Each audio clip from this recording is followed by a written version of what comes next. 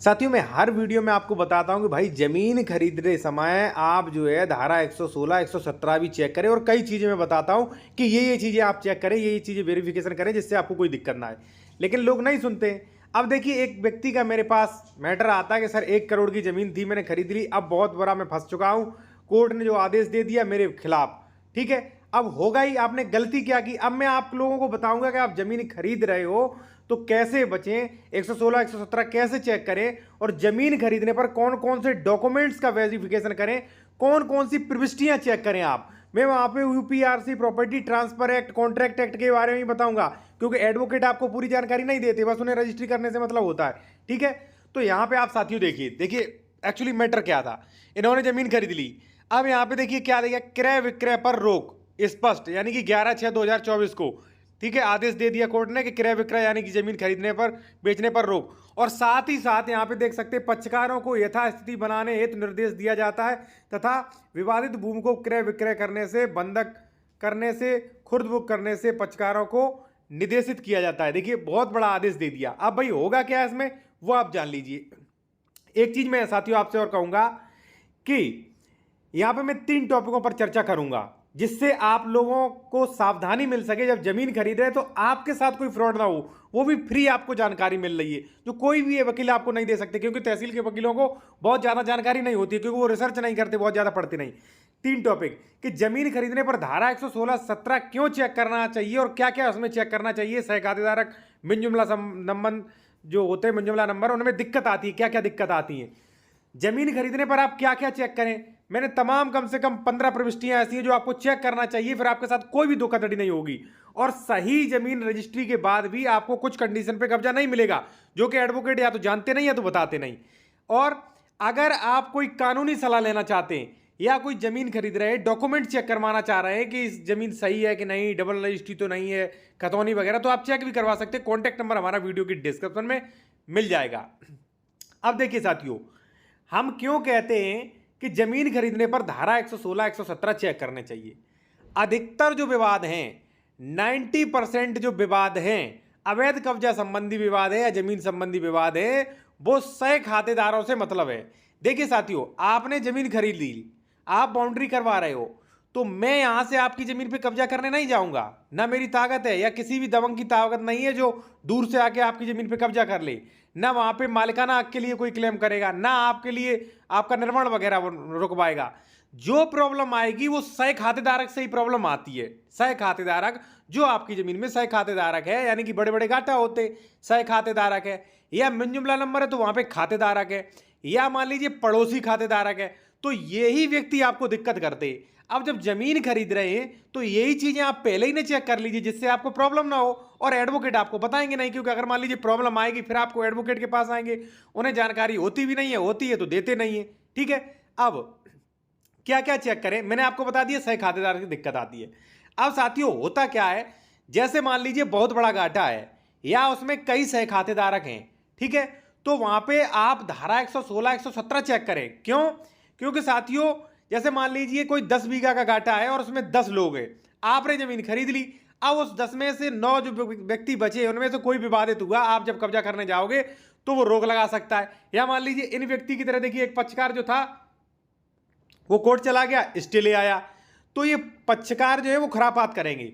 इसलिए आप पहले ही 117, 116 चेक करिए, ठीक है, उस प्रक्रिया को करवा लीजिए। या ऐसी जमीन खरीद लीजिए जहां पे 116, 117 के विवाद होने की संभावना नहीं है, ठीक है, तो इससे आपको यह बेनिफिट मिलेगा कि जब आप जमीन खरीद लोगे, कब्जा वगैरह करोगे, तो वहां पे परेशानी नहीं आएगी। अन्यथा आपको यह परेशानी आएगी। क्या क्या परेशानी? देखिए साथियों, यहां पे आपने खरीद ली, अब कोई पक्षकार जाएगा कोर्ट, अब ये कोर्ट चला गया भाई, स्टे ले आया, अब उस बेचारे का ना तो दाखिल खारिज तहसीलदार कर रहा है, अब ना तो वो बेचारा कब्जा ले पा रहा है, जबकि 1 करोड़ रुपए दे के जमीन खरीदी थी, ना कब्जा लेना पा रहा है, क्योंकि यथास्थिति का वो कर दिया कोर्ट ने कि यथास्थिति बनाए रखे, यहाँ पे आप देख सकते हैं, ठीक है, निर्देशित किया जाता है। ना वो बेचारा बेच सकता है, ना उसका दाखिल खारिज हो सकता है।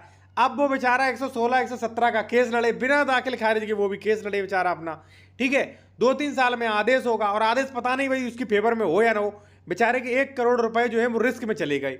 ठीक है, तो भाई आप सह खातेदारक, मिनजुमला नंबर, धारा 116, 117, ये सारी चीजें पहले से आप चेक करके खरीदिए।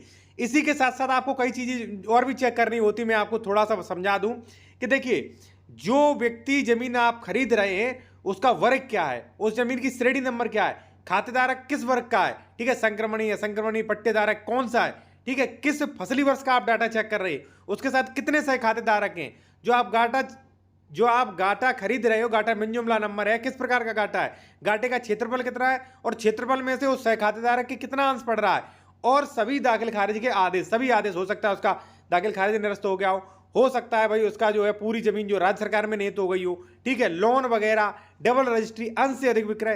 तो भाई आप ये सारी चीजें चेक करिए। यदि आपको जमीन से थोड़ा भी प्यार, आपके अगर मेहनत की कमाई है तो सारी चीजें चेक करिए। अब आप कहेंगे सर एडवोकेट से हमने चेक करवा ली।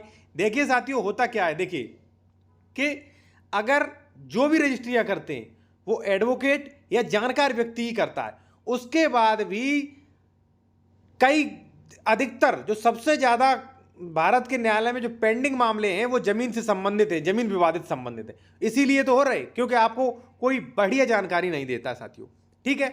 अब मैं आपको बता रहा हूं साथियों कि जो जमीन है, आपने सही जमीन खरीद ली, फिर भी आपको किन किन कंडीशन में कब्जा नहीं मिलेगा वो आप जान लीजिए। एक चीज मैं आपसे फिर कहूंगा कि यदि आप किसी लीगल मैटर पर लीगल एडवाइस लेना चाहते हैं, या आप जमीन खरीद रहे हैं, कोई भी डॉक्यूमेंट्स है वो आप अपना चेक करवाना चाह रहे हैं, तो आप करवा सकते हैं। हमारा कॉन्टैक्ट नंबर वीडियो की डिस्क्रिप्शन में दिया गया है। आप व्हाट्सएप मैसेज करें, कॉल बुक कराएं, उसके बाद आपसे बातचीत हो जाएगी। साथियों, प्रॉपर्टी ट्रांसफर एक्ट सेक्शन 54 ये कहता है कि भाई आप अगर कोई जमीन खरीद रहे हो तो जिस दिन आपने जमीन की रजिस्ट्री करवाई उसी दिन आप उस संपत्ति के मालिक बन जाते हैं। विक्रेता के जो भी राइट्स थे वो आपको मिल जाते, सारे के सारे राइट्स मिल जाते और स्थायी तौर पे मिल जाते। अब आप ये आदेश पढ़िए, आपको सब कुछ समझा देंगे। यहां पे आप साथियों देख सकते हैं कि एक क्रेता अपने विक्रेता से बेहतर स्वामित्व नहीं रख सकता है। एक सह अंशधारी या अभिक्त अंश विक्रय की विषय वस्तु हो सकता है, किंतु क्रेता को कब्जा तब तक नहीं दिया जा सकता। देखिए, जिसने जमीन खरीदी उसे कब्जा तब तक नहीं दिया जा सकता जब तक कि संपत्ति का विभाजन, माप यानी कि बंटवारा वगैरह, सीमांकन वगैरह सौहार्दपूर्ण तरीके से या आप अपनी अपनी व्यवस्था से, आपसी सामंजस्य से, मान लीजिए जो आप लोग बैठ के अपना सलाह मशवरा करके पंचायत से जो भी मान लीजिए डिसीजन लेते हैं उससे, या फिर न्यायालय की डिक्री के द्वारा न हो जाए। क्योंकि देखिए कई बार देखा जाता है, मान लीजिए हम में और आप में मान लीजिए कोई विवाद चल रहा है जमीन को लेके, ठीक है, हमारा कब्जा है, केस चल रहा है, अब आपने किसी दबंग व्यक्ति को बेच दिया, अब वो यहाँ पे आके मान लीजिए लड़ाई कर रहा है, कोई संज्ञेय अपराध करता है, तो ऐसी कंडीशन के लिए आदेश काम में आएगा।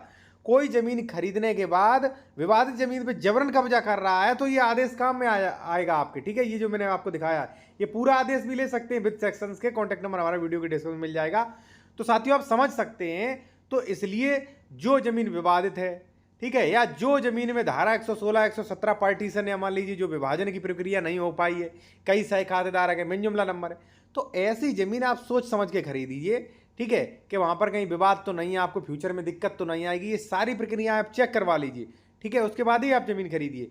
हाँ, एक चीज और है कि जैसे ही आप रजिस्ट्री करवा लेते हो स्वामित्व तो आपको पूरा मिल जाता है। सेक्शन 54 स्पष्ट कहता है। कई लोग कहते हैं कि सर दाखिल खारिज नहीं करवाया, अब क्या करें, टेंशन में पड़ जाते हैं, तो भाई वो आदेश है सेक्शन 54 ये कहता है कि भाई जो है जिस दिन आपने रजिस्ट्री करवाई विक्रेता के सारे राइट्स जो हैं वो आपको मिल गए, स्थायी तौर पे मिल गए और सारे राइट्स मिल चुके हैं, ठीक है। आप इस आदेश की भी कॉपी जो है मेरे द्वारा ले सकते हैं। कॉन्टैक्ट नंबर वीडियो के डिस्क्रिप्शन में आपको मिल